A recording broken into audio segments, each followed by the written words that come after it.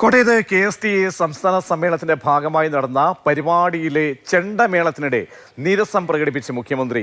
ഏത് പരിപാടിയുടെ ഭാഗമായുള്ള മേളമാണ് നടക്കുന്നത് എന്ന് മുഖ്യമന്ത്രി പ്രസംഗത്തിനിടെ ചോദിച്ചു. പരിപാടിയിൽ സംസാരിക്കുന്നത് നിങ്ങൾ കേൾക്കാൻ പാടില്ല എന്ന തരത്തിലുള്ള ചെണ്ടകൊട്ടാണോ എന്ന് മുഖ്യമന്ത്രി ചോദിച്ചു.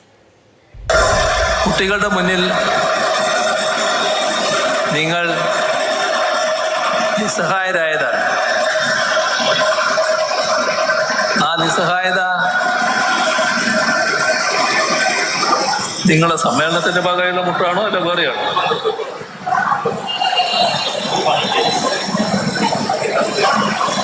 നമ്മുടെ നാടിന്റെ